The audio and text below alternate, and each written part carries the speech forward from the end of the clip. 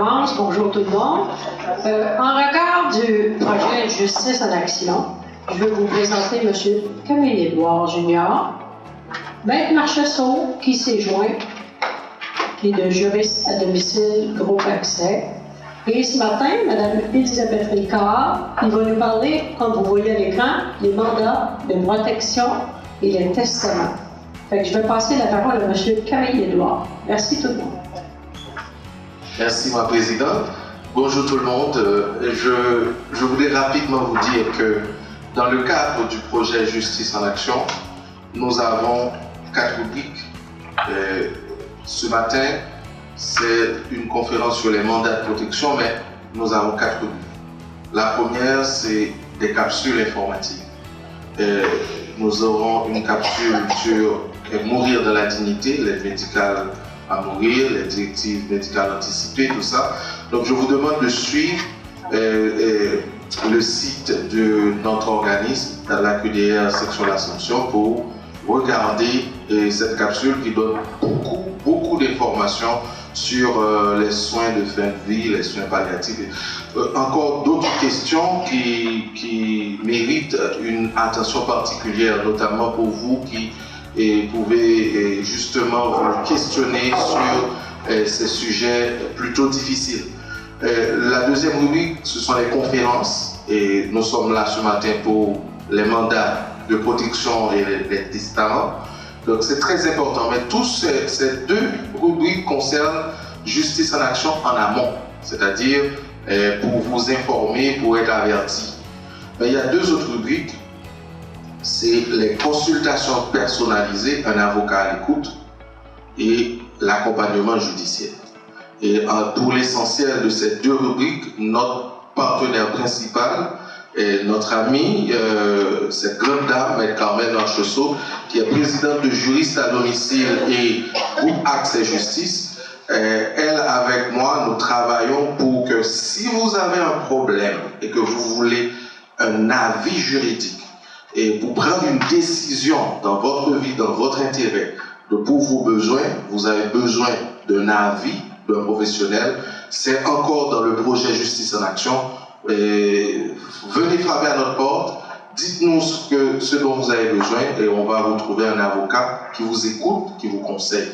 Puis le dernier point, si vous devez faire face à la justice dans le cadre d'un litige, peut-être pour résoudre ça à l'amiable ou du moins aller au tribunal, c'est encore dans le cadre du projet. Nous avons quand même la capacité de trouver un avocat qui va vous aider, qui va vous accompagner, préparer avec vous un procès si vous devez faire face à un procès. Donc voilà en substance ce que c'est Justice en action. Donc je vais laisser la parole maintenant à Maître Marchessault pour la suite de notre programmation. Merci. Merci Camille. Bonjour tout le monde. Alors, on commence à se connaître peut-être un peu parce qu'il y en a plusieurs qui, je revois des visages. Donc, c'est ça le but, c'est qu'on se familiarise avec plusieurs notions juridiques qui autrement sont un peu difficiles à comprendre parce qu'on prend des informations ici et là, mais en réalité, il faut aller droit au but puis s'adresser à la personne qui connaît la notion en question. Exemple, aujourd'hui, mandat de protection et testament, on va mettre l'accent plutôt sur le mandat de protection, parce qu'il ne faut pas mêler les 2. Un testament, c'est quand on n'est plus là, hein? Mais un mandat de protection, c'est quand on est là, mais ça devient un peu plus difficile pour nous. Alors, je remercie Mme Plouffe, encore une fois, de nous avoir invités. Camille, merci Nathalie, merci tout le monde de la QDR Assomption. Je suis ravie de de collaborer au projet Justice en action.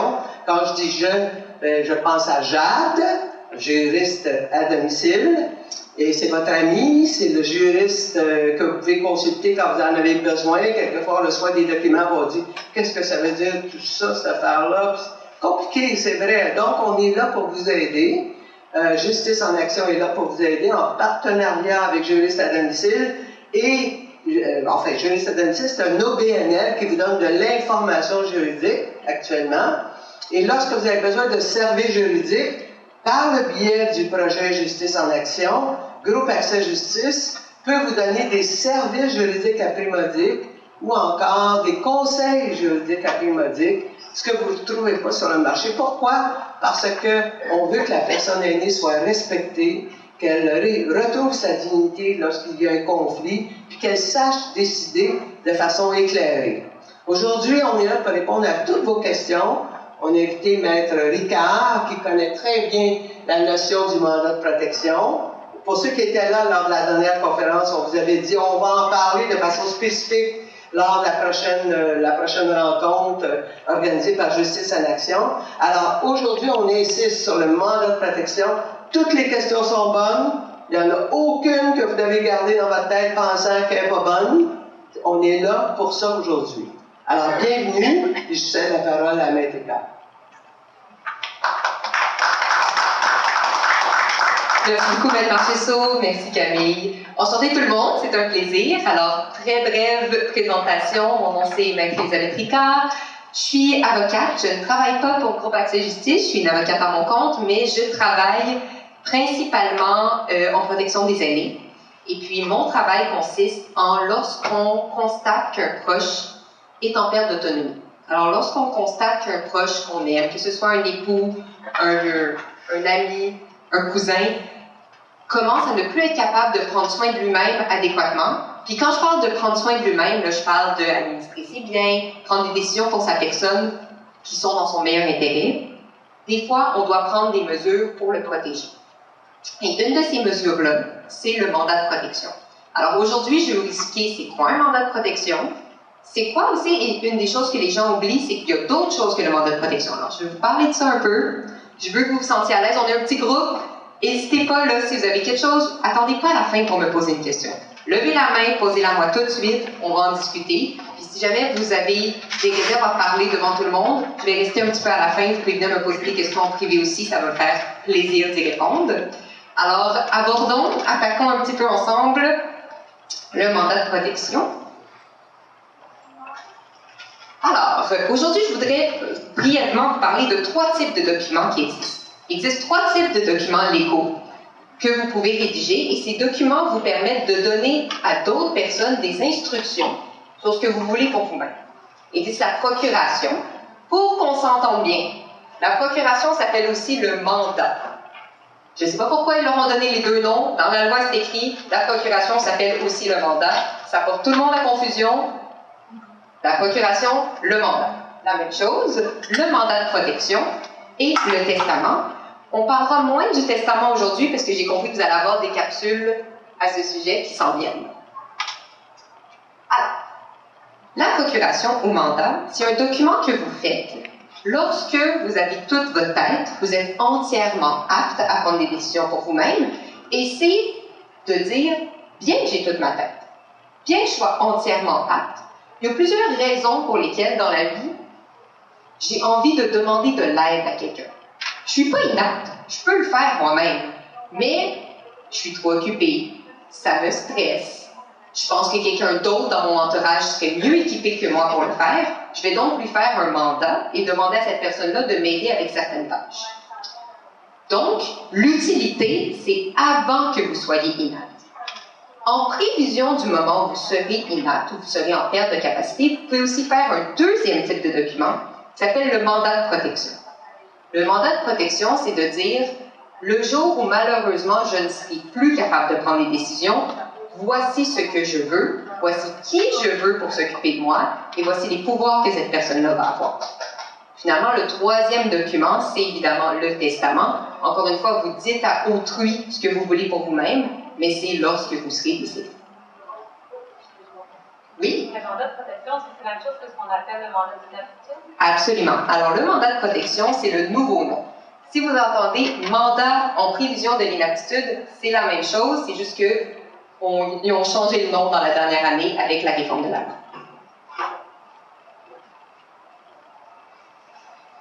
Alors, une des choses que je trouve très importante de mentionner, parce que les gens l'oublient, c'est que vous n'avez pas besoin d'être inapte pour faire une procuration ou un mandat. En ce moment, vous avez toute votre tête, mais Vous pouvez faire des mandats pour demander aux gens dans votre entourage de vous aider. C'est quelque chose que les gens ne savent pas. Ils pensent qu'ils peuvent faire des mandats en prévision de leur inaptitude et que donc, lorsqu'ils seront inaptes, des gens pourront les aider. Mais il n'y a pas besoin d'attendre. On peut faire aussi ce qu'on appelle la procuration. Alors, la procuration est un document par lequel une personne majeure, très important, donc pour faire une procuration, vous devez avoir 18 ans et plus, et apte, on nomme une autre personne, donc le mandataire, pour le représenter dans l'accomplissement d'un acte spécifique. Des situations dans lesquelles, comme je vous disais, vous pourriez décider que vous, ça vous intéresse d'avoir une procuration ou un mandat. Donc, vous n'avez pas le temps de vous occuper de vos affaires, vous êtes débordé, vous dites « J'aimerais ça que ma fille, ma petite fille, mon conjoint aille à la banque à ma place, aient le pouvoir de faire des dépôts dans mon compte de banque. J'ai pas le temps de le faire, ou je suis limitée physiquement, je suis pas capable d'aller à la banque par moi-même, je ne suis pas capable d'utiliser l'Internet, je veux qu'une personne de mon entourage puisse le faire à ma place. » Si vous partez en voyage pour des longues périodes de temps, je connais beaucoup de gens qui partent, l'hiver québécois, on veut s'en enfuir.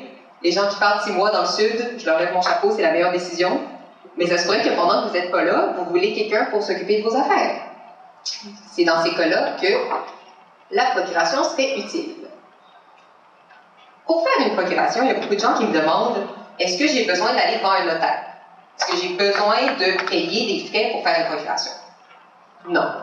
Une procuration, ça peut être extrêmement simple. Il existe des modèles et j'ai communiqué à Camille des modèles de procuration que vous pouvez trouver sur Internet et remplir vous-même. Les informations, si vous voulez faire une procuration, donc vous voulez que quelqu'un vous représente là, à une assemblée et ait voté à votre place. Vous êtes propriétaire d'un condo, c'est l'assemblée de propriétaires. Ça ne vous tente pas de vous déplacer à l'autre bout du monde pour participer à cette assemblée de propriétaires. Vous n'avez pas le temps, vous voulez que quelqu'un y aille à votre place.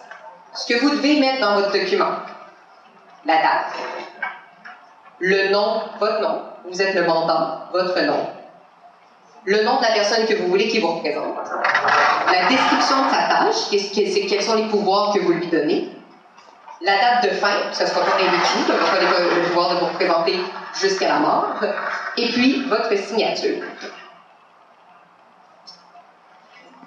Une des questions qu'on me pose aussi, c'est à l'inverse. Oui? Il y a des documents pour ça, pour vous.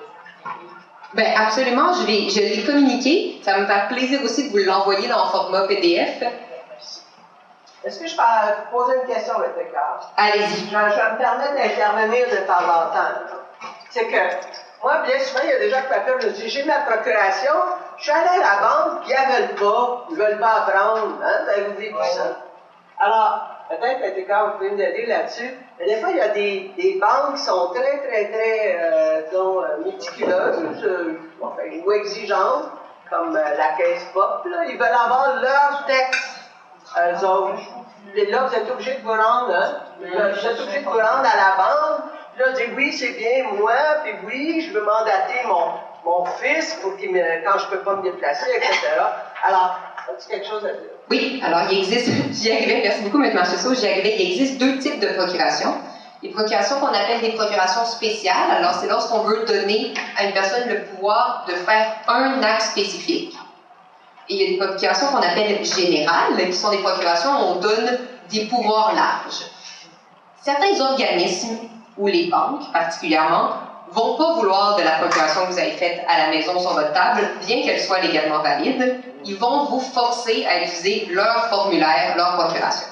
Alors, la première annexe 1 que j'ai joint au document que j'ai envoyé en format PDF, c'est 2 exemples de procuration qui sont exigés par les organismes. Une qu'on a très souvent et que vous devez savoir, c'est la SAAQ. Si vous voulez mandater quelqu'un pour vous représenter auprès de la SAAQ pour vendre votre voiture, pour prendre des assurances, ils n'accepteront pas la procuration. Il va falloir aller au bureau de la SAAQ, remplir leur procuration bien spécifique. La même chose, je n'ai jamais entendu parler, là, M. Marchessault nous parle de la Caisse populaire, je n'ai jamais entendu parler d'une banque qui n'avait pas sa propre procuration bancaire. Malheureusement, pour toutes les banques, ça ne sert à rien de faire une procuration maison.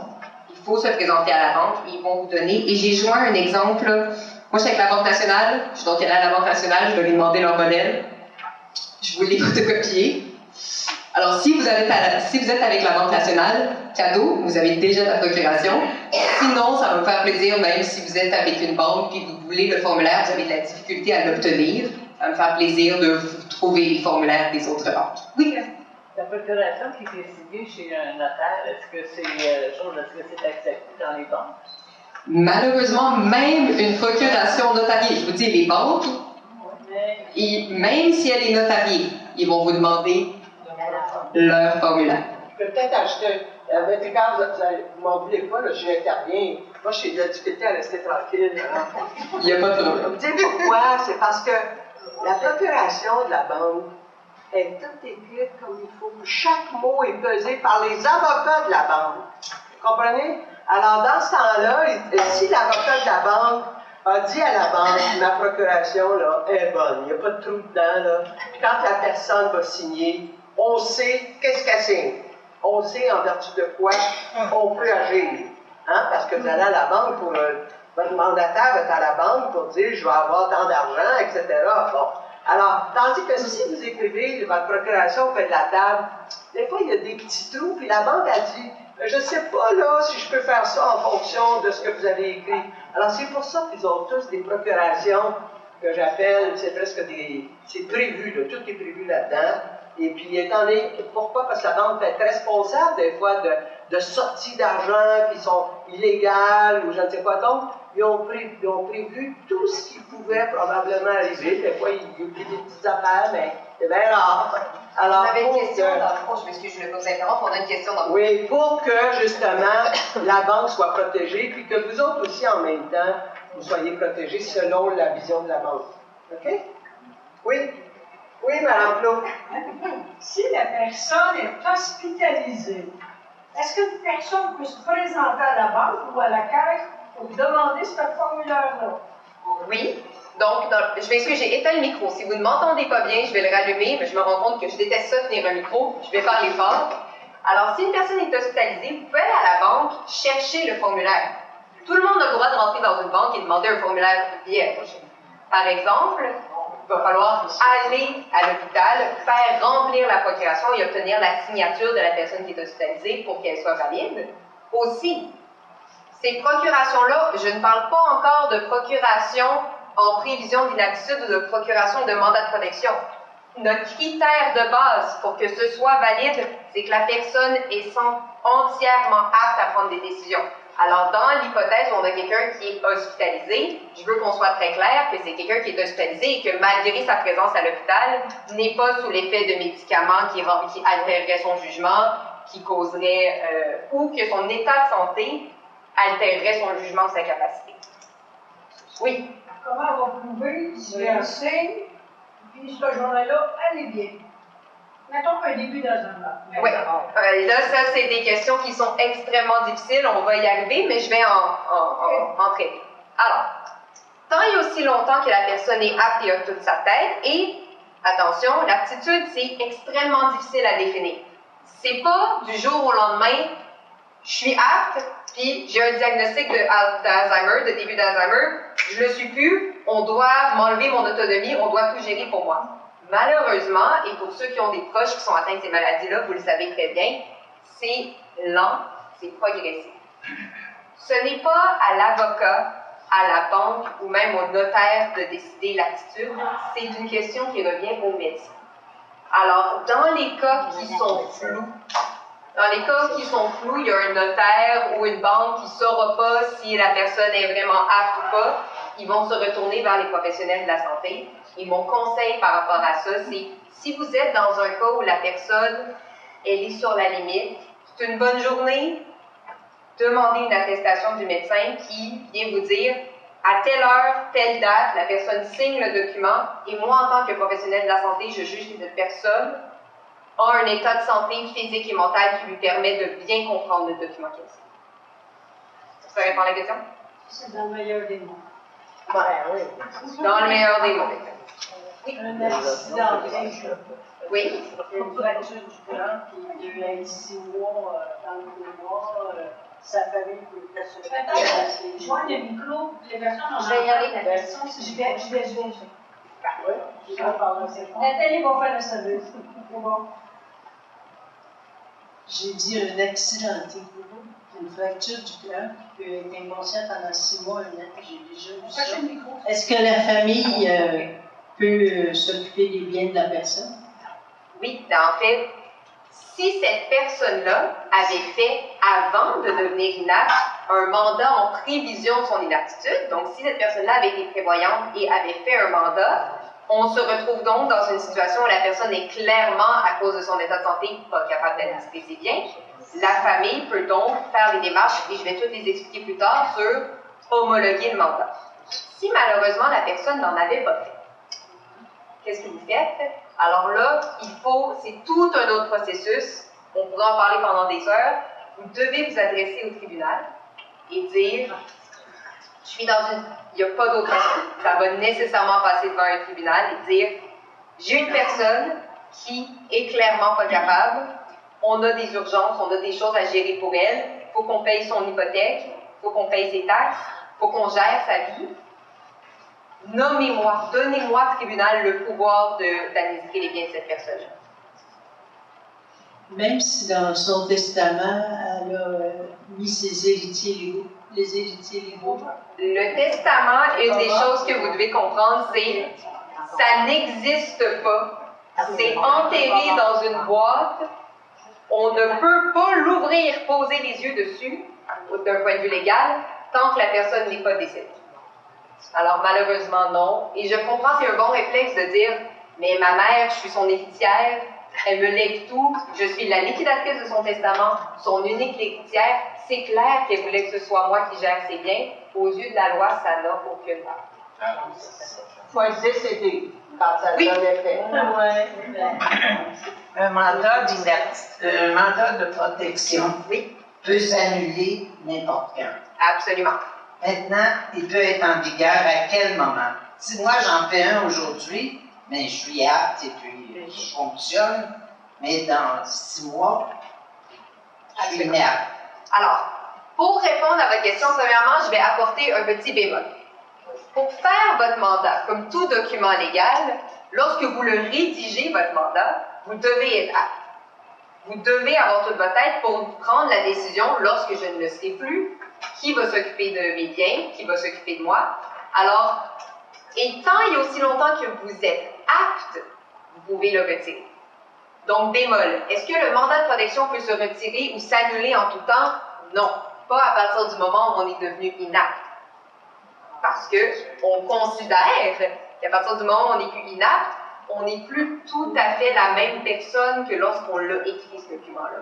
On n'est plus tout à fait dans la même situation que quand on l'a écrit et qu'on a... Elisabeth d'aujourd'hui prend la décision que si Elisabeth de demain fait un accident, ça va être mon mari qui s'occupe de moi. Elisabeth qui a fait l'accident et qui donc est plus capable, on considère que la personne est plus capable de prendre des bonnes décisions pour elle-même, n'a plus le droit de changer l'idée d'Elisabeth d'aujourd'hui. Alors ça, c'est la première partie. La deuxième partie, c'est quand est-ce qu'il entre en vigueur. Ce document-là va entrer en vigueur uniquement, et je vais en parler sur comment est-ce qu'on le fait entrer en vigueur, lorsque la personne va avoir été reconnue inapte par le tribunal.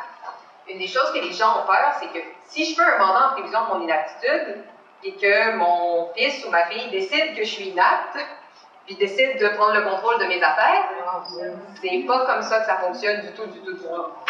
C'est une des craintes que les gens ont, et je vais continuer là parce que je pense que ça va répondre à vos questions si je continue la présentation, mais je ne peux pas conseiller assez fortement à tout le monde de faire des mandats en prévision de l'inaptitude. C'est mon conseil numéro 1.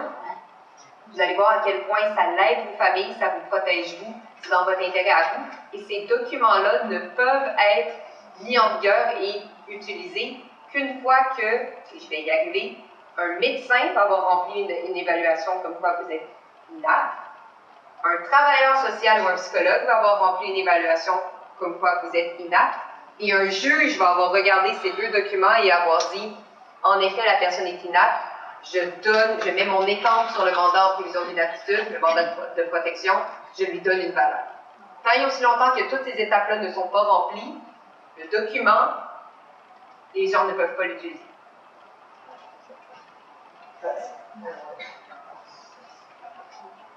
Alors oui, j'en étais là. On parlait encore de la procuration qui est générale. Inversement, vous êtes nommé. Quelqu'un vous dit « Je veux que tu sois mon mandataire ». Des questions qu'on pose souvent. J'ai des gens qui m'appellent sur « Je suis obligé d'accepter ». Non. Vous n'êtes jamais obligé d'accepter d'être mandataire, que ce soit dans une procuration générale ou que ce soit dans un mandat de protection. C'est jamais obligatoire.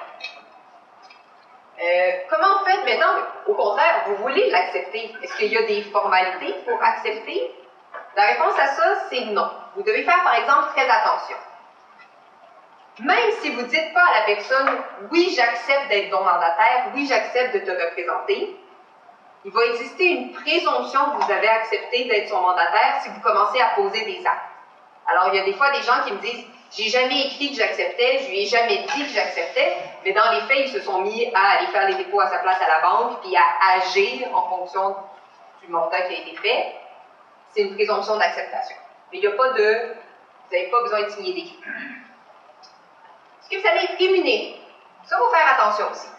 Certains gens vont faire le cadeau empoisonné de vous nommer leur mandataire. Vous devez savoir que si le mandat est entre deux personnes physiques, donc pas des entreprises, deux particuliers, il y a une présomption que ça se fait gratuitement. Si on veut qu'il y ait une rémunération, et ça, c'est très important que vous le preniez en note ou je vais vous envoyer la présentation de toute façon. Si vous voulez que la personne qui est votre mandataire soit rémunérée pour le travail qu'ils vont effectuer pour vous, ça doit être écrit dans votre mandat. Ça vaut tant pour la procuration générale que pour le mandat de protection. Vous devez prévoir une rémunération. Si ce n'est pas écrit, la personne va agir gratuitement. Finalement, tout comme j'expliquais avec le mandat de protection, une procuration peut être retirée à tout moment. Une fois que, et c'est pour ça que c'est très important, parce qu'une fois que vous êtes nommé mandataire et que vous avez accepté, c'est pour ça que je vous disais, il faut faire attention. Un, vous allez le faire gratuitement, à moins que ce soit écrit dans le mandat que vous allez obtenir une rémunération. Deux, une fois que vous êtes mandataire de quelqu'un et que vous agissez pour cette personne-là, ça vient avec des responsabilités. Alors, légalement, vous avez l'obligation d'agir avec prudence et diligence dans l'exécution de votre mandat. Vous avez aussi une obligation, quand vous faites quelque chose pour quelqu'un, de l'informer que vous l'avez fait. Et ça, les gens l'oublient des fois. Ils pensent que parce qu'ils ont une procuration, ils peuvent se mettre à agir pour la personne, aller faire ses dépôts à la banque, le représenter lors de l'Assemblée des copropriétaires, et pas lui faire un compte-rendu. Il faut faire attention, vous avez une obligation de faire un compte-rendu. Finalement, une chose que j'ai vue, et ça me fâche, si vous acceptez un mandat, c'est vous qui l'avez accepté. La personne vous a désigné, vous, pour agir. Vous ne pouvez pas donner à quelqu'un d'autre la tâche d'exécuter le mandat qui vous a été donné. Vous avez une obligation de l'exécuter personnellement. Finalement, si pour X, Y raison, vous vous retrouvez dans une situation de conflit d'intérêts, quelqu'un vous donne le mandat de vendre sa maison à sa place. Ça ne lui tente pas la paperasse, difficile, c'est stressant, il ne peut pas organiser les visites. Finalement, vous avez le mandat de vendre la maison, mais vous voulez l'acheter, cette maison-là. Vous êtes en conflit d'intérêts. Vous avez donc une obligation d'informer la personne qui vous a donné le mandat de vendre sa maison. Hey, je m'excuse, je ne pourrais pas vendre ta maison. Moi, je veux l'acheter, cette maison-là. Et si je me remettais à être et le vendeur et l'acheteur, je suis vraiment tentée de me vendre la maison pour vraiment pas cher. C'est donc ça. Elisabeth, non, j'interviens. Vas-y. Là, j'ai beaucoup d'argent, moi. Peut-être pas moi. J'ai beaucoup, là. Vous avez beaucoup d'argent. Supposons. Là, je donne la procuration à mon neveu. Parce qu'il n'y a personne d'autre dans ma famille, puis j'ai bien confiance en lui. Pas mal tentant pour le neveu, alors qu'il y a une procuration des mains, de piger dans la cagnotte, parce qu'il y a de la difficulté à arriver aux fins de mois, puis je vais y remettre à ma tante, ou c'est sûr qu'elle m'aime, puis de toute façon, je vais être héritier, puis ça va me revenir. Qu'est-ce qui se passe, Elisabeth, dans ce cas-là? Bon. Et ça, c'est très, très important, puis c'est une des mises en garde que je veux que vous preniez le plus au sérieux. L'importance du choix de votre mandataire. Okay? La personne à qui vous donnez les pouvoirs, il faut que ce soit une personne en qui vous ayez une confiance absolue et c'est vrai pour le mandat général. Mais gardez en tête que le mandat général, on n'a pas encore parlé du mandat de protection, vous pouvez le retirer à tout moment, puis ça présume que vous êtes apte pendant toute la durée de l'exécution. Alors, il y a des chances que vous allez vous en rendre compte, vous allez retirer votre procuration vraiment vite, et là, vous allez avoir des recours légaux pour reprendre l'argent qui vous a été volé. Par exemple, pour le mandat en prévision de l'inaptitude, ce qu'on dit, c'est que lorsque votre neveu va se mettre à être en charge de vos biens, vous n'aurez plus le pouvoir de retirer votre mandat, vous n'aurez plus le pouvoir de changer d'idée, vous allez être inapte. Alors là, il existe, et c'est pour ça qu'on a des groupes mis en place par Camille, mis en place pour Groupe Accès Justice, de protection des aînés, parce que malheureusement, c'est une situation qu'on voit fréquemment de l'abus financier de personnes aînées.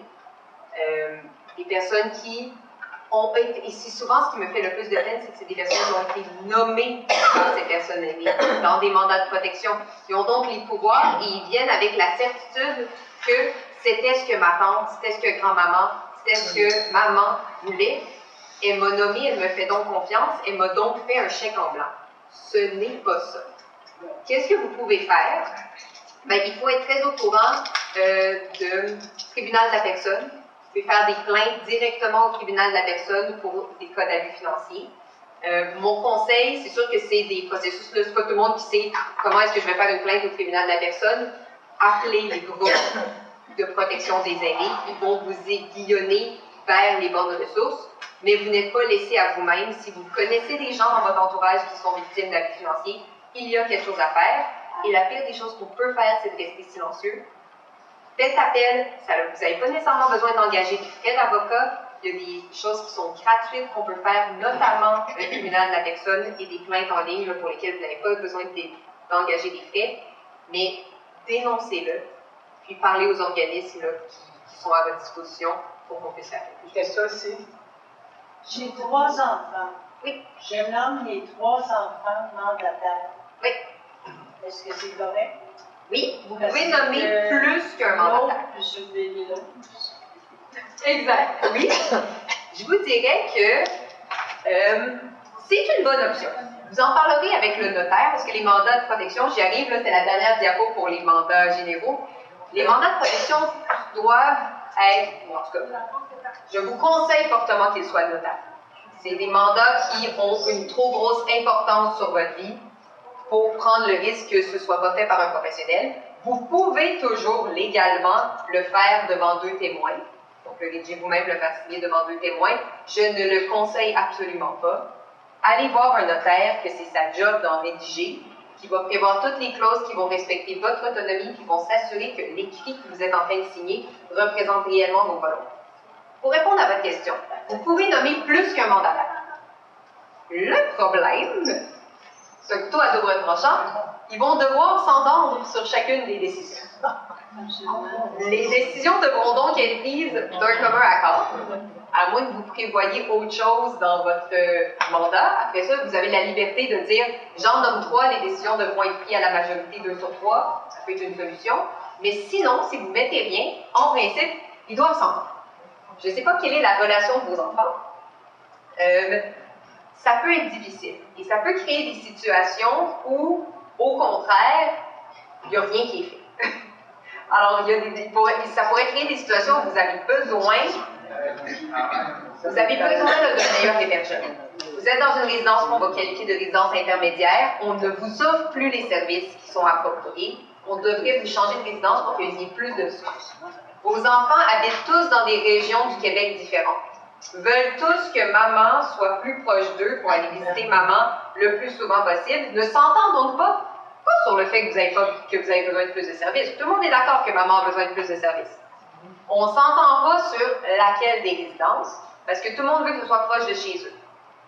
Ça se pourrait qu'on soit des mois avant qu'on arrive à une décision, puis que là, ça arrive. Et donc, c'est pour ça que je dis, c'est une bonne idée. Il faut connaître ses enfants. Si on a eu une réunion familiale pendant notre vie, expliquant tout ça, et dire tout ce qu'on veut, ils sont au courant les 3, ils sont censés dire oui, ok, j'ai même choisi. Je ça vous entends et... J'ai un biais, OK? Vous parlez à une avocate qui fait du litige familial à l'année longue. Malheureusement, ma vision des choses, et peut-être que c'est une vision qui est biaisée, là, c'est que la vie est longue. Okay? La vie est longue, on fait des rencontres, les relations changent, les relations évoluent, les situations personnelles évoluent, les chicanes se déclarent à des moments où on ne s'y attend pas, pour des raisons qu'on ne peut même pas prévoir. Mon conseil, bien qu'il soit cru, c'est la rencontre familiale que vous avez lorsque vous êtes apte. Vous n'avez aucune garantie que vos enfants, lorsqu'ils vont avoir le pouvoir, lorsqu'ils vont avoir de l'argent en jeu, lorsqu'ils vont avoir des nouvelles conjointes qui veulent peut-être l'argent. Il faut faire attention. Ne vous basez pas là-dessus. N'accordez, et là ça va être cru, accordez 0 foi à cette rencontre de bonne foi. Protégez-vous. Protégez-vous, et ça ne vient pas d'un mauvais fond. Mais aussi, il se peut que vos 3 enfants aient des visions complètement différentes de ce qui est votre meilleur intérêt.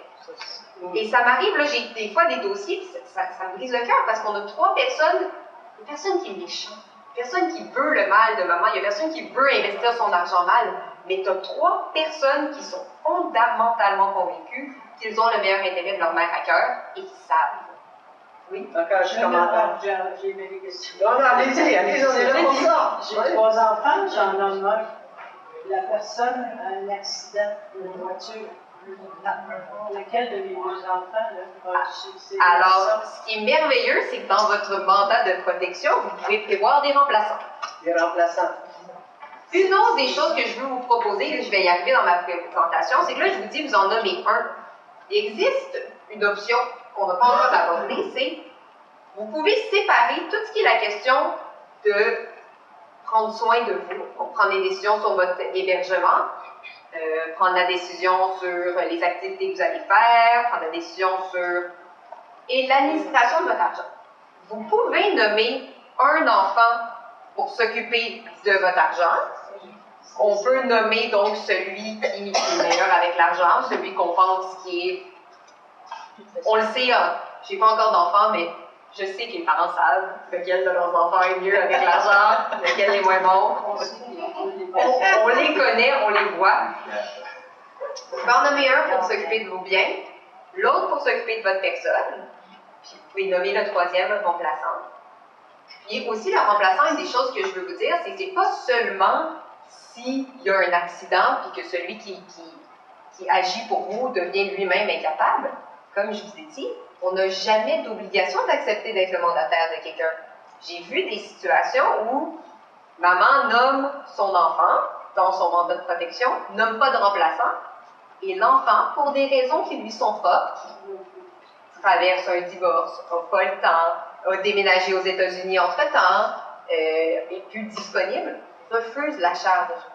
Et là, parce que maman, papa n'a pas nommé de remplaçant, ben, le mandat tombe. Il y a personne qui est nommé pour remplacer. C'est là, ça veut C'est dire la que tutelle. C'est là qu'on doit donc se retourner vers notre 2e option, qui est l'ouverture d'un régime de protection, qui est de dire, bon, ben, la personne n'a pas de mandat, on va devoir aller au tribunal, et on revient à la question de si la personne était accidentée. On retourne, puis là, ça s'appelle l'ouverture d'un régime de protection. Je vais en parler brièvement tantôt. C'est notre option lorsqu'on n'a plus de mandat, mais c'est plus long, plus coûteux, plus compliqué. Ça, c'est des petits exemples de qu'est-ce qui peuvent mener à une aptitude. Quelles circonstances? Alors, on a des déficiences intellectuelles. On a les situations, justement, d'enfants qui vont devenir majeurs et ont une déficience intellectuelle depuis l'enfance, et donc qui n'étaient pas dans le cas où on les qualifiait de majeurs inaptes, mais ils le deviennent parce qu'avec l'âge de la majorité, ils ont maintenant 18 ans, et puis ils ont une déficience intellectuelle qui peut être de différents degrés. Ils vont devenir des majeurs inaptes et ils vont avoir besoin de protection. Malheureusement, ces personnes-là n'auront pas de mandat en prévision d'inaptitude. C'est impossible qu'ils en aient. Dès qu'ils ont eu 18 ans, l'âge où ils auraient pu en faire un, ils étaient déjà inaptes.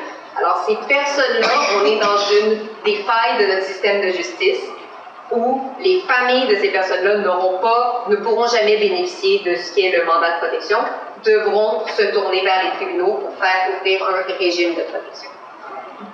des chocs violents à la tête, donc des accidentés. Donc l'inaptitude ne vient pas nécessairement d'une maladie, elle peut venir d'accidents qui sont physiques. Les maladies dégénératives, on parle d'Alzheimer, de démence, c'est le plus fréquent, je dirais. 90% des cas que je vois.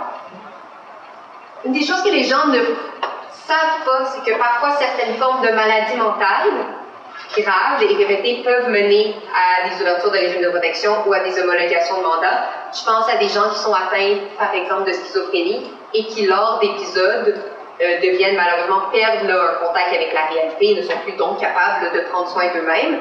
On peut ouvrir des régimes de protection ou homologuer des mandats pour ces gens-là.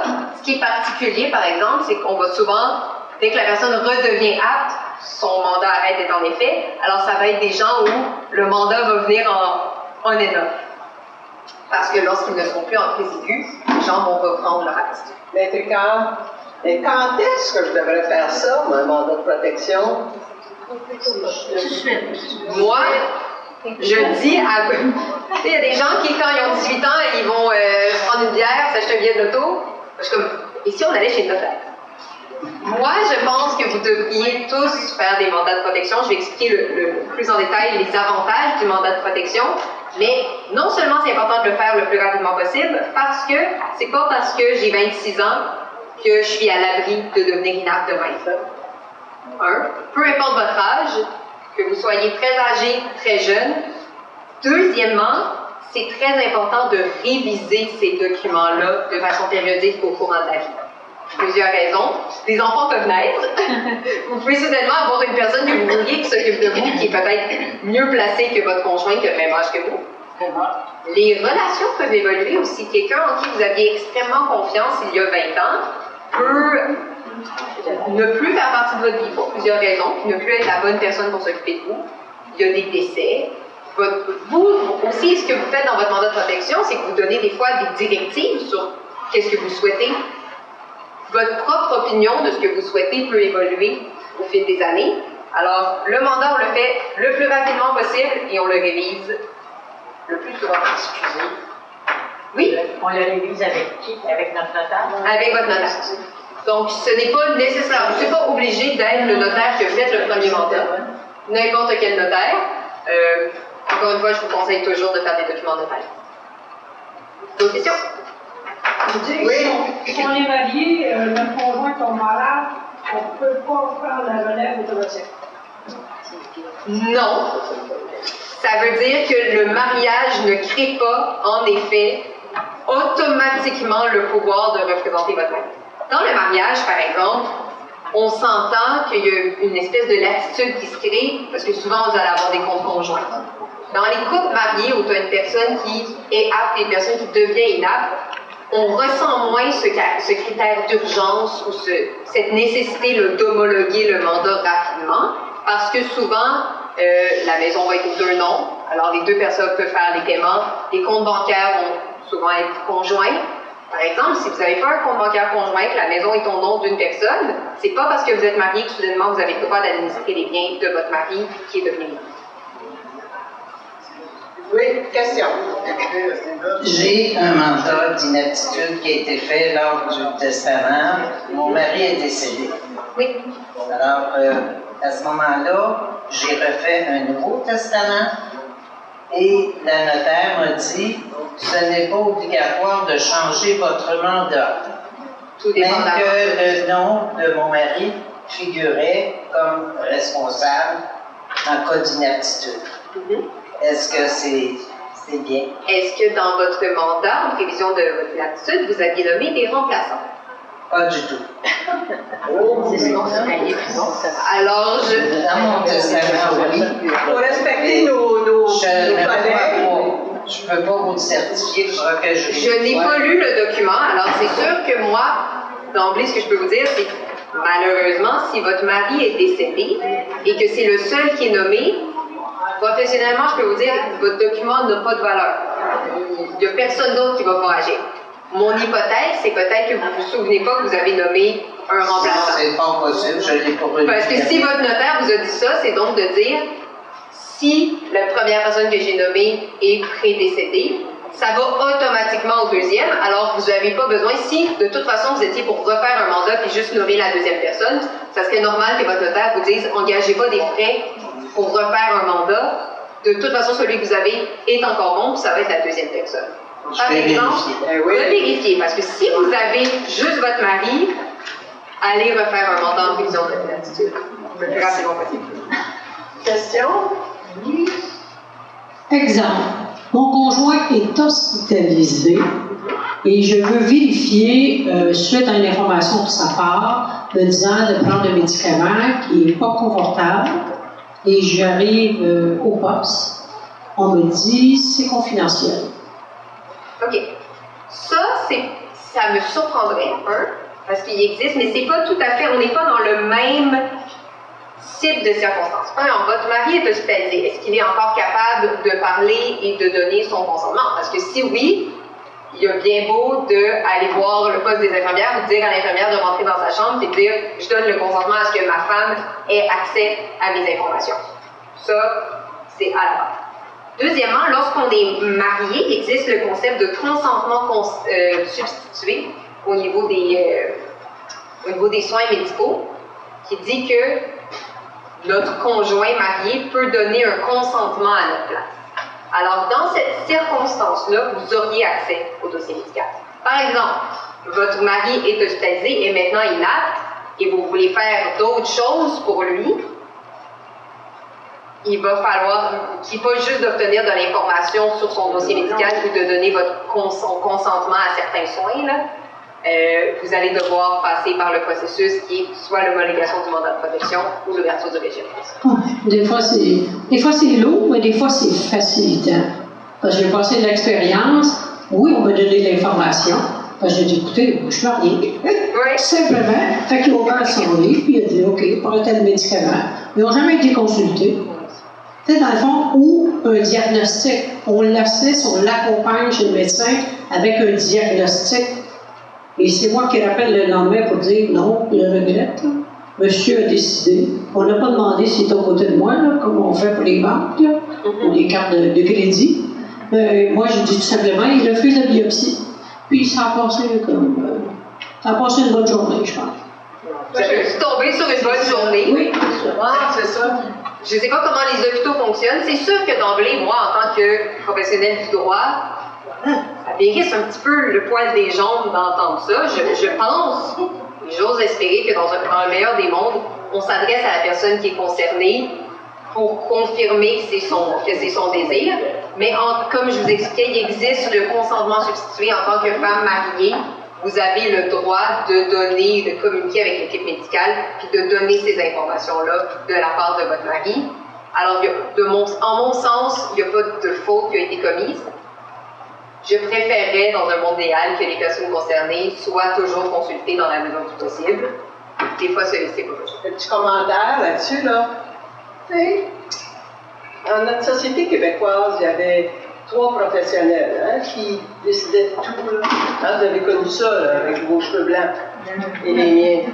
Les notaires, les médecins, les avocats. C'était bien fort. Les prêtres, quand il y en avait beaucoup à l'époque. Bon, là, il faut dire, moi, comme individu, là, quand quelqu'un me dit non comme ça, là, je ne retourne pas dans ma chambre et je dis OK d'abord, je veux savoir pourquoi, puis je veux savoir si la personne est bien avisée de me dire non, et si elle n'est pas avisée de me dire non, si je ne suis pas d'accord, vous devez vous informer. On est là pour ça. Il y a des gens qui disent non parce qu'ils font des power trips, ça peut être toutes sortes de raisons, là. Ça ne veut pas dire que c'est nécessairement ça. Je respecte beaucoup les psychiatres aussi, mais ce que je veux dire, c'est que arrêtez de vous faire impressionner par le professionnel qui, lui, est en position apparemment de force. Vous avez le droit de savoir qu'est-ce qui arrive à votre conjoint. Vous avez le droit de savoir quand vous avez le droit de le savoir. Vous comprenez? Alors, laissez-vous pas impressionner par qui que ce soit. On se comprend? Bravo. Puis, je vous dirais, si vous ne savez pas si vous avez le droit de le savoir, informez-vous. Informez-vous. On est là pour ça. Des fois, on va vous dire, vous dites, mais ça, on aurait le droit de le savoir. Posez la question, on vous dit non. Je ne vous dis pas d'être harcelant. Non, mais je vous dis de ne pas nécessairement toujours vous arrêter au premier nom. Informez-vous. Pour vous confirmer si vous avez le droit ou pas. Ça va. Alors, on arrive dans le feu du sujet. Une personne qui est proche de moi est manifestement inapte. On oublie, il y a un accident, qu'est-ce que je fais? Vous avez deux options. La première, la plus facile, ça serait que cette personne-là ait fait un mandat de protection. Et là, vous allez donc le faire homologuer. S'il n'y en a pas, on arrive à l'autre option qui est le régime de protection. Ça m'a été quand homologué, qu'est-ce que ça veut dire? J'y arrive. Ah. Vendez mes punchs. Plus fort que moi. Vendez mes punchs. Donc, je vais juste expliquer un peu ce qu'est un régime de protection parce que j'arrête pas d'en parler depuis tantôt. Donc, je vais faire ça rapide. Un régime de protection, il en existe 3 au Québec. Il existe 3 types de régimes. La curatelle, la tutelle et le conseiller au majeur. Conseiller au majeur, je suis une jeune avocate. Okay?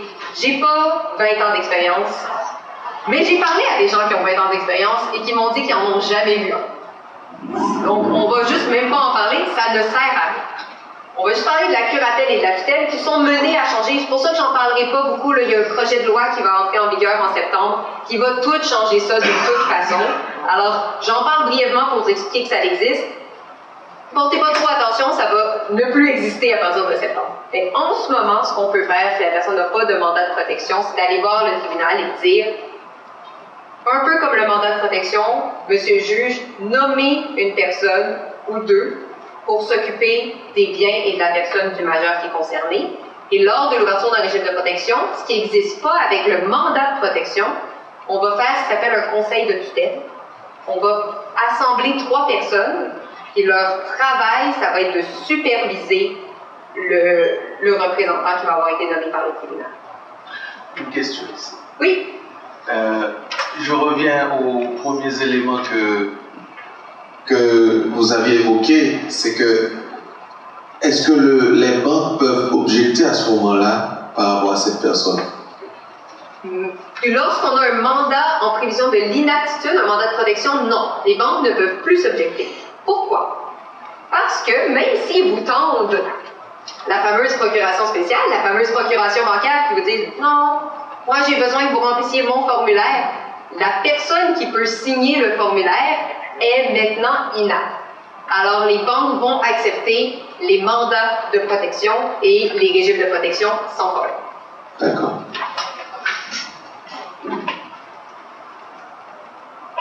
Qu'est-ce que doit contenir votre mandat? Très important. Donc, vous devez désigner et choisir avec soin votre mandataire. Donc, la personne qui va vous représenter, vous pouvez, comme j'ai dit brièvement tantôt, en nommer un pour bien, un à la personne. Vous devez définir dans votre mandat, une fois que vous avez dit la réponse qui, quoi, quels sont les pouvoirs que je donne à cette personne-là. Là, c'est important, c'est au notaire que vous allez rencontrer de vous expliquer c'est quoi vos options. Vous n'êtes pas obligé de donner carte blanche à votre mandataire. Vous pouvez dire, ben, je vais lui donner le pouvoir de faire mes dépenses, mais je ne vais pas lui donner le pouvoir de vendre ma maison. Si jamais il veut vendre ma maison, il va falloir que ça s'adresse au tribunal. Vous devez définir précisément c'est quoi les pouvoirs que vous donnez à cette personne-là.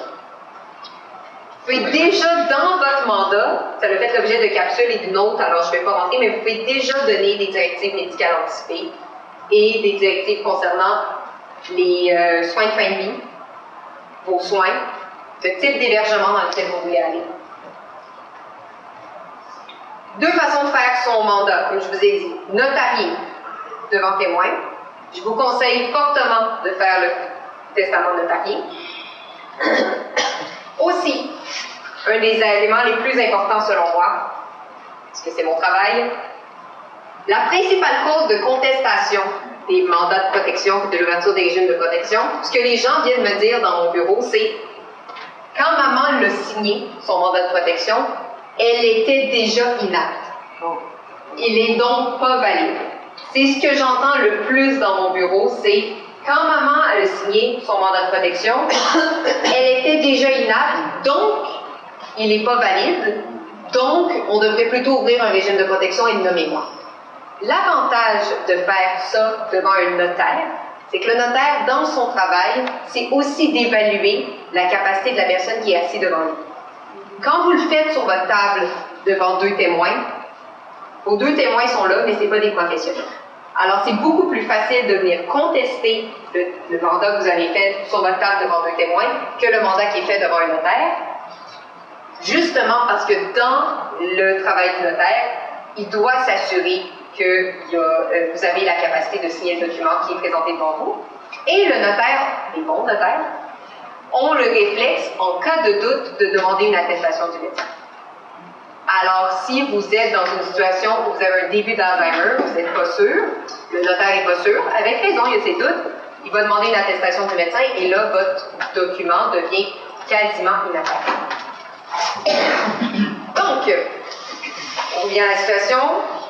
Comment est-ce que vous savez si la personne qui est proche, qui est maintenant inapte, elle a fait un mandat? C'est bien beau, là, vous voulez l'homologuer, vous voulez respecter ses volontés. Je ne sais pas. Il existe des... vous pouvez contacter Maître Marcheseau, Camille, il existe des recherches. Alors, à chaque fois qu'un notaire fait un mandat, il va l'enregistrer dans un registre des mandats en prévision d'inaptitude, des mandats de protection. C'est un autre des gros avantages de le faire devant notaire. Si vous faites un document sur votre table, vous en faites des copies, vous le donnez aux membres de votre famille, ça se pourrait qu'il se perde. Ça se pourrait qu'on ne le trouve jamais et qu'il ne puisse donc pas être homologué. Un notaire, ça va être gardé dans un registre et les avocats ou même le public, je peux même vous envoyer le lien si vous voulez. C'est très très facile à faire. On remplit un formulaire en ligne, on met le nom de la personne, sa date de naissance, est-ce que sa personne est mariée, est-ce qu'on sait si la personne a déjà fait un mandat. On remplit toutes ces informations-là dans un formulaire en ligne et quelques jours plus tard, ils nous reviennent avec le résultat de la recherche. Est-ce que oui ou non, on a un mandat qui est enregistré au nom de cette personne? Est-ce qu'il y a une date limite au mandat fait chez le notaire? Non. Donc, il y a des mandats qui sont... Quand le notaire meurt, il y a une obligation légale de transférer son greffe à un autre notaire ou au palais de justice. Les documents ne seront pas perdus, sauf ils peuvent être détruits, je pense, c'est 7 ans après votre décès. Après votre décès. Oui. 7 ans après votre décès. Moi, j'ai des mandats là, qu'on homologue qui datent de 1970. Là. Non, c'est que vous êtes bien protégé. Alors ça, il n'y a pas de risque là, de ce côté-là.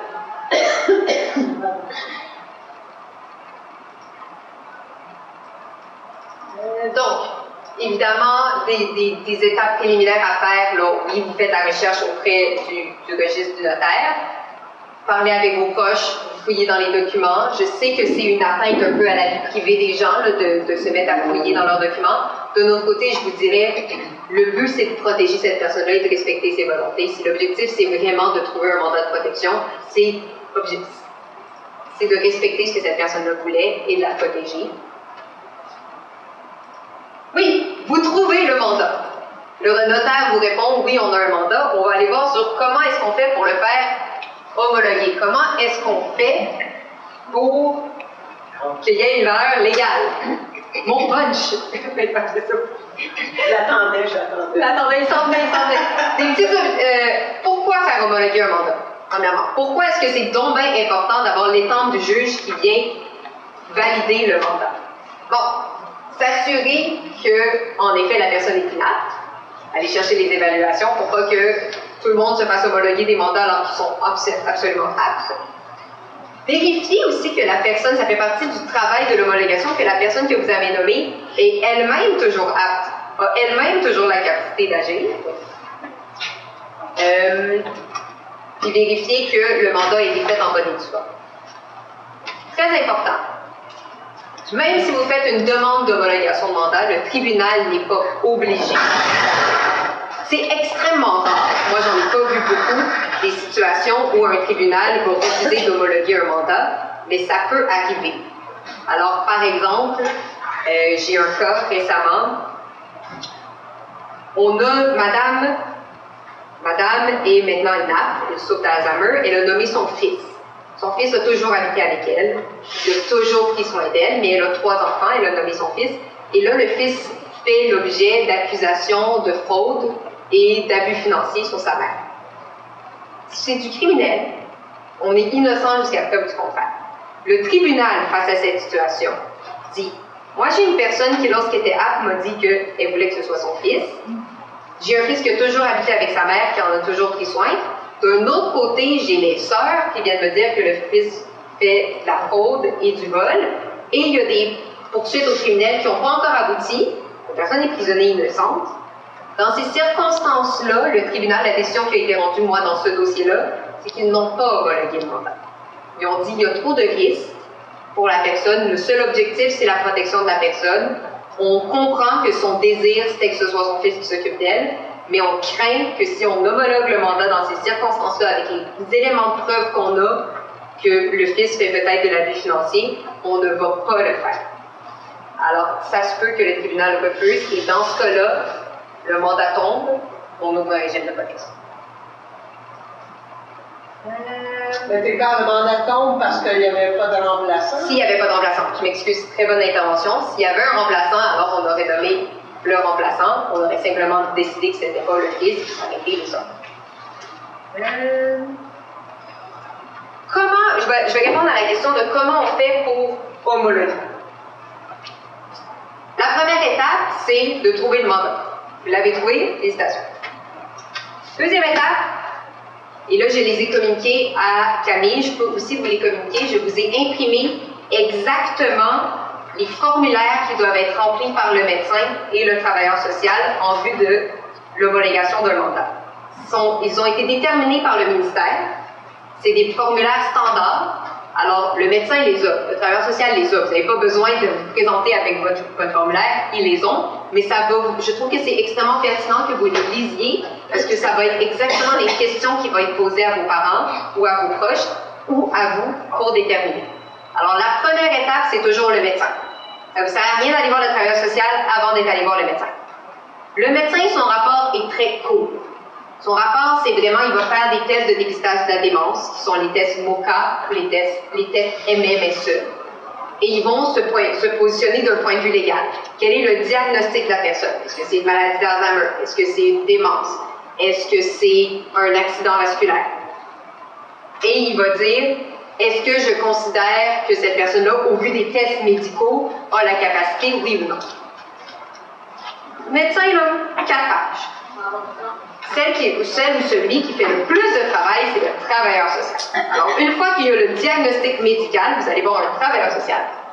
Et là, le travailleur social, lui, fait la job d'appeler les membres de la famille, faire une longue entrevue avec la personne concernée pour dire, bon, ben, on vous a déclaré inapte, le médecin vous juge inapte.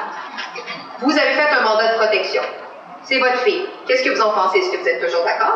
Il ne faut pas penser que votre opinion ne soit pas prise en considération. On va vous poser la question. Ultimement, là, si vous avez nommé votre fille, mais que vous êtes devenu inapte et que vous êtes ouvertement opposé à ce que soit votre fille, la relation s'est détériorée, vous ne pensez vraiment pas à ce jour-là, ce ne sera pas déterminant. À vrai dire, c'est pas vrai. On ne va pas nécessairement vous écouter à la lettre, mais votre opinion va être prise en considération. Le travailleur social va vous parler pendant longtemps, savoir c'est quoi votre opinion, qu'est-ce que vous en pensez, est-ce que vous êtes toujours d'accord avec la personne que vous avez nommée, est-ce que vous êtes toujours d'accord avec les pouvoirs que vous lui avez donnés. Le travailleur social aussi va regarder avec vous, va s'asseoir à un ordinateur, va vous faire faire, là, physiquement vous faire faire, aller consulter votre compte de banque devant moi, montrez-moi ce que vous êtes encore capable de faire. C'est le travailleur social qui va venir dire à la cour, oui, la personne est inapte, mais qui elle veut comme représentant? Quelles sont les choses qu'elle est encore capable de faire elle-même? C'est le travailleur social, il va appeler tous les membres de la famille à avoir leur opinion. C'est vraiment le travailleur social qui fait le gros du travail. Oui? Si la personne n'a pas de famille. Oui. Ça l'arrive. Alors, dans ces cas-là, ben, on va présumer que la personne n'a pas fait de mandat en prévision d'inaptitude, un mandat de protection, parce qu'elle n'avait personne à nommer. Ça va donc être l'ouverture d'un régime de protection. Ce que vous devez savoir, c'est que les 2 étapes dont je vous parle là, le rapport du médecin et le rapport du travailleur social, vont se faire dans tous les cas. Que ce soit une homologation de mandat ou ouverture de régime de protection. D'ailleurs, le titre, c'est évaluation médicale dans le cadre d'une demande d'ouverture d'un régime de protection ou de l'homologation d'un mandat. Ces 2 étapes-là vont être faites peu importe. Alors, dans ce cas-là, si la personne n'a pas de famille, il existe toujours une dernière option, qui est de nommer le curateur public. Alors, le gouvernement a créé un organisme, justement, qui va être nommé dans les cas où il n'y a pas de famille. Alors, même si on voulait ouvrir un régime de protection, vous dites, la personne, elle n'a pas de famille, qui que je vais nommer? Elle n'a pas d'enfant, elle n'a pas de mari, elle a sa famille élargie, et avec le vieillissement de la population, c'est malheureusement une situation qu'on voit de plus en plus fréquemment. Il y a des gens qui, leur entourage, sont tous prédécédés ou inaptes. On va alors nommer le curateur public pour s'occuper de ces personnes. Il y a des cas, il y a un cas, moi, où j'ai vu que les personnes nomment leur comptable parce qu'ils ont confiance, parce qu'il n'y a pas d'autres personnes dans leur vie.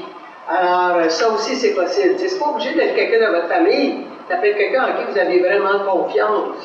Alors, c'est possible, ça aussi. Mais il y a un vide. On a constaté ça, il y a un vide parce qu'il y a de plus en plus de personnes qui sont seules et qui veulent que quelqu'un s'occupe d'eux. Et puis, il n'y a rien qui existe officiellement. Il y a vraiment un vide. Il faudrait peut-être combler ça. Madame Claude? Oui? C'est une précaution là, pour la famille. C'est quand le travailleur social et le médecin posent des questions au papa ou à la maman, qui endurent la feuille, qui a des problèmes de surdité, mais qui, par fierté ou par orgueil, je ne le dis pas, il comprend mal les questions du médecin, il comprend mal les questions du travailleur social, il ne va pas plus intervenir dans un dossier semblable avec les commissaires aux plaintes parce qu'ils vont être en train de déclarer quelqu'un d'innocent parce qu'il n'a pas compris les questions. Et c'est d'où l'importance que si un travailleur social vous appelle, puis que vous avez ces informations-là, donnez-les au travailleur social. Et je suis désolée que vous ayez été dans cette situation-là. C'est d'où l'importance que le travailleur social appelle les membres de la famille. Si vous le savez que la personne qui est concernée par une demande est sourde, donnez les informations au travailleur social, participez pleinement à ce type d'évaluation. Ne retenez pas des informations parce que vous pensez que la personne concernée ne voudrait pas que les informations soient partagées. Il en va de sa protection, il en va de son bien-être. Quand on est rendu là, c'est souvent que la personne, elle est plus capable de prendre des décisions pour elle-même. Donnez les informations. Oui, une fois qu'on a l'étampe, le document devient valide. Et c'est seulement une fois que le tribunal met son étampe que la personne elle est officiellement inapte aux yeux de la loi. Alors, même si on a un médecin qui est venu faire une évaluation, même si on a une travailleuse sociale qui est venue faire une évaluation, qui ont conclu à une inaptitude, la personne va être déclarée inapte légalement lorsqu'on va avoir une étampe d'un juge, l'homologation d'un mandat ou l'ouverture d'un régime de protection. Pourquoi ça? C'est parce que c'est un juge, hein? C'est pas n'importe qui, là. Vous allez dire pourquoi elle est devant le juge, là? La personne est incapable. Écoutez, c'est un droit fondamental, là. Nous autres, quand on est visé par l'homologation d'un mandat, là, puis quelqu'un dit qu'on est incapable, là, hein? Mais ça vient toucher à mon intégrité en tant que personne, à ma dignité en tant que personne, à mon être. Alors, c'est protégé par la charte, ça. Donc, c'est un droit fondamental. C'est pour ça que ça prend cette envergure-là. Il faut s'assurer que tout le processus est bien respecté. Il faut que ce soit un juge qui, lui, est impartial et qui doit voir si, dans l'intérêt de la personne qui est soi-disant incapable, ça doit être vraiment déclaré incapable. On se comprend? C'est pour ça que c'est compliqué comme ça. Là. Sinon, n'importe qui pourrait dire hey, on va te faire déclarer incapable. Fait que, vous savez quelle sorte de fling-flang il pourrait arriver. Hein? OK? Je me rends compte que j'ai même pas... Ah, oui, allez-y. Compte tenu des démarches, là, dans le but d'obtenir justement l'homologation du mandat, avez-vous une idée d'à peu près la moyenne de quoi ça peut coûter? OK. J'y arrivais. Alors, je me rends compte que j'ai fait un peu du coq à l'âne, je suis passée trop vite. Vous avez trouvé le mandat, vous avez obtenu l'évaluation médicale, vous avez obtenu l'évaluation psychosociale. Comment vous faites pour vous ramasser devant un juge, là? C'est là que votre question est super pertinente. Vous avez deux options. Il va falloir présenter une demande en bonne et due forme au juge et vous pouvez vous adresser à un avocat ou à un notaire. Si la demande, tout le monde est d'accord et qu'il n'y a pas de contestation, alors tous les membres de la famille, tous les enfants sont d'accord d'ouvrir le régime de protection ou d'homologuer le mandat, mon conseil, c'est adressez-vous à un notaire. Ça va vous coûter un peu moins cher et les notaires ont le droit de le faire tant et aussi longtemps que tout le monde est d'accord. Malheureusement, il y a souvent des situations, j'en fais mon métier, où quelqu'un ne sera pas d'accord, soit parce que la personne elle-même conteste l'ouverture d'un régime de protection, l'homologation d'un mandat parce qu'elle se juge pas inapte. C'est possible, ça. Vous avez le droit aussi.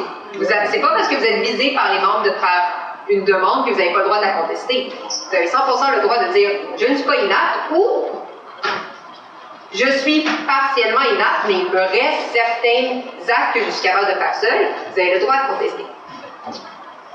Je vais répondre à votre question en 2 volets. J'estime une durée d'1 an, du début à la fin. Donc, c'est pas la question coût, c'est la question temps. J'estime qu'à partir du moment où on constate que quelqu'un est inapte jusqu'à ce qu'on ait l'étente du juge. Parce que c'est souvent les évaluations qui sont longues. C'est d'obtenir, surtout dans le réseau public, d'obtenir. Le médecin, ça va. Les gens sont souvent suivis par des médecins généralistes. C'est d'obtenir, en ce moment, un rapport d'une travailleuse sociale ou d'un travailleur social, je m'excuse. Ça peut prendre des mois. Alors, je vous dirais 1 an. Puis, si ce n'est pas contesté, et qu'après ça, c'est juste de préparer une demande puis d'aller voir un juge, je pense que vous pouvez trouver des avocats et des notaires qui vont le faire pour 1 500 $ plus taxes. Tout dépend encore là, des frais des notaires et des frais des avocats qui vont vous charger. Si c'est contesté, si là on se met dans une guérilla judiciaire et qu'on multiplie les actes de procédure, là, malheureusement, ma réponse, c'est que ça peut monter très rapidement à 5 000, 10 000, 15 000 $ de frais d'avocat. Ça dépend de la bataille. Et une des choses que vous devez savoir et qui est extrêmement importante selon moi et qui n'est jamais expliquée aux gens, c'est que lorsque quelqu'un entreprend une démarche pour l'ouverture d'un régime de protection pour vous, il va avoir le droit de se faire rembourser ses frais d'avocat à même votre compte de banque, à même votre patrimoine. La logique derrière ça, c'est je ne le fais pas pour moi, je le fais pour papa. Alors, il faut que quelqu'un le fasse, il faut que quelqu'un entreprenne la démarche d'ouvrir le régime de protection ou homologue le mandat. Le 1 500 $ que ça va coûter, ça va être chargé à papa. Et la logique, c'est j'agis dans le meilleur intérêt de papa. J'ai vu des dossiers où 2 enfants. Fille demande l'ouverture d'un régime de protection, veut être nommée elle. Fils demande l'ouverture d'un régime de protection, veut être nommé lui. Guérilla judiciaire, 2 ans. 20 000 $ de frais d'avocat, 10 000 $. Le tribunal a accordé que les 2 frais d'avocat soient remboursés à même le patrimoine du majeur. Parce que la logique derrière était chacun des enfants, et le tribunal en est quand même venu à la conclusion que c'était des enfants qui étaient de bonne foi, qu'il n'y a personne qui avait fait de la faute, que les 2 enfants avaient réellement le meilleur intérêt de leurs parents à cœur. C'est pas toujours le cas. Mais dans cette circonstance-là, oui, le patrimoine de la personne concernée a été approuvé de 20 000 $, et c'est une aberration pour moi, mais pourtant c'est comme ça. Alors, si tout va bien, 1 an, 1 500 $. Et pendant tout ce délai, qui analyse qui est bien? La personne jugée. Et voilà, prochaine diapo. Avant de passer à la prochaine diapo, là, oui, Ricard, c'est que quand c'est pas contesté, le notaire peut agir pour aller chercher l'homologation du mandat. Exact. Mais si c'est contesté, est-ce que le notaire peut continuer? Absolument pas. Ça, c'est un de nos pouvoirs des avocats. Non, c'est bien parti. Les notaires, et ça, c'est dans la loi sur le notariat. Je ne sais pas pourquoi c'est comme ça, mais c'est comme ça. Un notaire peut représenter devant des tribunaux. C'est généralement un pouvoir qui est réservé aux avocats. Les notaires peuvent le faire dans les dossiers qui sont non contentieux, c'est-à-dire qu'il n'y a aucune contestation. Et j'ai vu malheureusement des gens commencer avec des notaires. Une contestation se prépare, doit se retirer, donc doit changer et aller vers un avocat. Ça finit par coûter plus cher. Alors, avant de vous enligner vers un notaire, parlez à votre famille et ayez le goût de tout le monde, parce que c'est dommage de payer 2 fois. De payer une fois un notaire pour ensuite devoir se retourner vers un avocat qui doit reprendre le dossier du début. Il y avait une autre question? Oui, là, Nathalie, puis madame. Qui analyse? Oui, j'y arrive juste pour répondre aux... Ça sera pas long, mais j'aimerais savoir le pourcentage des jeunes qui font des mandats. Est-ce qu'il y a beaucoup de jeunes qui en font ça? Il n'y en a pas assez qui en font. Moi, dans ma pratique, je dirais que Ah, ça, j'ai un biais. Je ne sais pas, j'ai pas la statistique exacte, j'ai pas la réponse, mais j'ai un biais parce que je trouve qu'il y a moins de contestation dans les cas de mandat. Il y a moins de contestation dans les cas de mandat et donc on fait moins appel à moi dans les cas de mandat. Alors j'ai un biais parce que je vois plus des régimes de protection. Pourquoi il y a moins de contestation? Parce que la personne a pris la peine de dire ce qu'elle voulait lorsqu'elle avait toute son attitude. Dans le cas d'un régime de protection, le cas dont je vous parlais des 2 enfants, s'il y avait eu un mandat, les 2 enfants l'auraient su qu'est-ce qui était dans le meilleur intérêt de leurs parents ou auraient eu des directives. Mais là, on s'est battu pendant 2 ans parce que les enfants ne le savaient pas. Et c'est pour ça que je dirais que moi, j'ai un biais, j'ai l'impression que les gens n'en font pas assez des mandats de protection parce que je vois juste des ouvertures de régime. Mais c'est peut-être aussi que quand il y a des mandats, les gens chicanent. Je reviens à ma première question que j'ai posée avec mes 3 enfants, là, que je les ai mis dans ça. Est-ce que, si je meurs, puis eux autres, on sait pas du tout, mettons que je meurs, puis les enfants se mettent en accord, bon, écoute, Annick, c'est toi qui vas t'occuper. Ils acceptent, eux autres ne s'occupent pas de mon mandat. Ils décident d'en nommer un des 3, eux autres même. Plutôt que les 3. Plutôt que les 3. Quelqu'un entre eux autres. C'est ça. Est-ce qu'ils peuvent le déterminer, ça? Oui, ça va dépendre comment vous le rédigez, votre mandat. C'est sûr que toutes les décisions, le principe, c'est qu'ils doivent prendre des décisions à 3. Mais ça, s'ils prennent la décision à 3 d'en nommer un, sous toute réserve, et encore, je vous proposerais peut-être de faire un peu de recherche, parce que j'ai pas la réponse. Ma première réponse est oui, ça fonctionne. Mais ce que je vous propose de faire, c'est de faire une petite recherche un peu plus approfondie et de vous revenir avec une meilleure réponse sur laquelle je vais être plus. Oui, je vais vous donner un exemple là, pour terminer là-dessus. C'est que si, par exemple, il y a une décision qui est prise par la personne qui a été désignée par les autres, bien là, tout à coup, ils ne sont plus d'accord par rapport à cette décision-là. Oui, mais c'est que l'écrit dit que c'était les 3, donc, tu sais, il va y avoir un conflit, là. C'est pas ça qu'il faut que ce soit vraiment, que vous prévoyez, même s'il faut changer un petit peu votre mandat, là, il faut que vous prévoyez que c'est telle personne, ou encore à la majorité des décisions, ou quelque chose de spécifique. Mais encore une fois, il faudrait vérifier. Moi, ce que j'avais compris de cette situation-là, c'était qu'on avait 2 enfants qui refusaient le mandat. C'est qu'ils se mettaient d'accord que, faut que vous compreniez que moi, dans votre mise en situation, ce que j'avais compris, c'est que j'en nomme 3, et j'en aurais 2 qui décident de se récuser. J'en aurais 2 qui décident qu'on ne va pas s'en mêler, on va laisser une 3e personne. Parce que tant et aussi longtemps, et c'est ça aussi le risque, c'est que tant et aussi longtemps qu'ils sont les 3, puis qu'il n'y a personne qui s'est récusé, légalement parlant, ils doivent prendre des décisions à 3, puis leur belle entente verbale de « Ah oui, ça va être l'aîné », si finalement le plus jeune n'est pas d'accord, ça va aller devant les tribunaux. Puis est-ce que le plus jeune avait réellement dit à l'aîné qu'il avait le droit de vendre la maison de maman? Ça, on vous décrit des scénarios qu'on a vus, là. Mais tout le monde sait, moi-même, je sais, quand l'ancêtre disparaît, quand l'ancêtre commence à être moins capable, la dynamique change, en fait. On est du vrai, ça. Même si vous adorez, et même si vous les adorez, il y a quelque chose qui se passe. Il y a toutes sortes d'affaires qui se passent. C'est pour ça qu'il faut prendre nos précautions. C'est pour ça qu'il faut, même si c'est pas intéressant d'aller chez le notaire, de dire qu'est-ce qu'on veut, ben, au moins on aura fait notre possible. Peut-être une dernière question.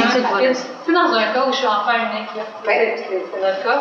Est-ce que c'est absolument nécessaire de faire un mandat d'inaptitude ou de protection si mon père, qui est en début d'Alzheimer, signe une procuration totale? Par exemple, dire sa femme peut faire tout et moi en remplacement. Est-ce qu'à ce moment-là, on est obligé d'aller vers un mandat d'inaptitude?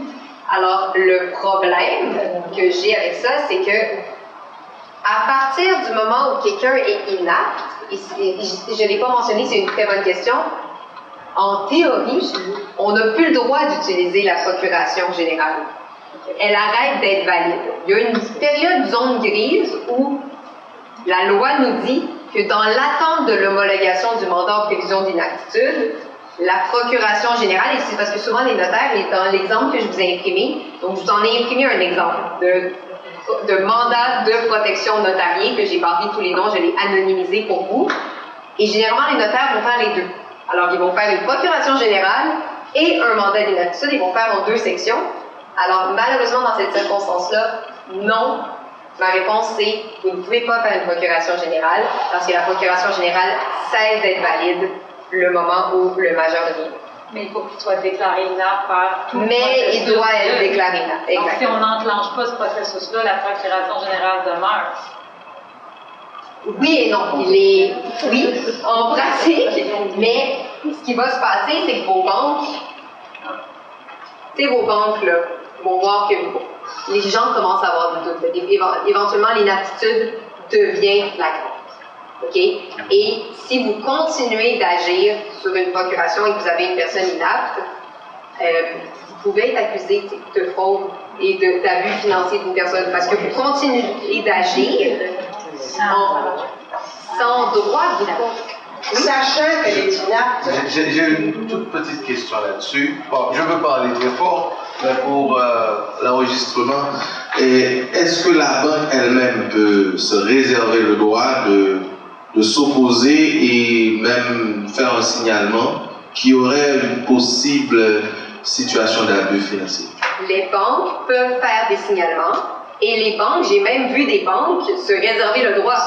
J'ai un peu contesté la légalité de ça, le tribunal n'a pas encore tranché. Les banques peuvent figer des comptes. Les banques qui soupçonnent des situations d'abus financiers ou qui sont alertées par des membres de la famille se donnent le droit, et je l'ai vu à de nombreuses reprises, de figer les comptes. J'aimerais avoir l'opinion du juge sur ça. Et là, j'en suis dans le cours de ce dossier. Je n'ai pas la réponse. Ça va me faire plaisir de vous rappeler pour vous donner ce qui s'est passé avec ça. J'en suis en contestation de cette décision de la banque, mais c'est quelque chose que j'ai vu fréquemment. Les banques vont faire des déclarations, vont faire des non-dénonciations et vont figer des comptes parce qu'ils préfèrent que les comptes soient figés qu'il y ait une dilapidation. Une question. On va juste, oui, c'est ça, on va juste parce que les gens ont besoin de prendre une pause et ça lève Tellement intéressant, là, hein? C'est tellement intéressant. Juste pour poser la question, où commence la séparation involontaire? La séparation entre deux époux? Oui. Quand on parle d'inapte, là, oui. Ça commence où? Je suis pas sûre de comprendre. Lorsque vous êtes séparés de corps, Oui, mettons, la personne est hospitalisée et l'autre demeure une résidente. Je ne suis pas séparée. C'est surtout pour Oui, mais la personne involontaire côté droit. c'est donc une autre question. Là, on parle pas de l'inaptitude. On parle, par exemple, ça peut être mêlé à l'inaptitude, mais pas nécessairement. On parle de quelqu'un qui habiterait en CHSLD alors que l'autre non. Oui. Exact. OK. Il existe un processus légal qui s'appelle la séparation de corps, avant appelée séparation involontaire, maintenant séparation de corps, c'est de dire, écoutez là, on est un couple marié, on veut rester marié, on s'aime, on veut pas un divorce, mais nous n'habitons plus ensemble et d'un point de vue fiscal et d'un point de vue pour les impôts, ça n'a plus de sens. C'est une question qui sort un peu du mandat de protection, ça n'a pas de lien, mais vous pouvez intenter un recours et c'est triste, mais il faut le faire, de séparation de corps. C'est donc de dire qu'on va procéder à la séparation des biens, du régime du patrimoine familial et du régime matrimonial. Vous allez rester mariés, mais on va séparer vos biens, on va vendre la maison, on va la séparer en deux, parce que souvent, disons, une des situations que j'ai en tête, c'est qu'on va avoir le patrimoine d'une personne va être principalement son domicile. On va avoir une maison qui vaut 500 000 $, puis les gens habitent dans cette maison, ne payent plus de loyer, leur maison est entièrement payée, entièrement...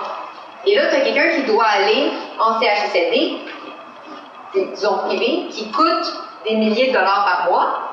Des fois, ça va être nécessaire, là, cette personne-là, elle a le droit à la moitié de la valeur de la maison, là. Ça va être nécessaire de la vendre la maison puis de séparer. Mais vous ne voulez pas divorcer. Il existe donc ce qui s'appelle le régime de séparation de corps. C'est exactement ça. Et c'est même récent, parce que c'est récent que ça a été mis en place dans la loi, parce qu'on avait des couples, souvent de personnes âgées, qui se ramassaient dans des situations, ils étaient forcés de divorcer. Et c'était une aberration. Les gens étaient forcés de divorcer pour séparer leurs biens. Ça pourra faire l'objet d'une prochaine capsule, ça, ou d'une prochaine conférence. Mais ça, c'est un tout autre sujet. Oui, exact.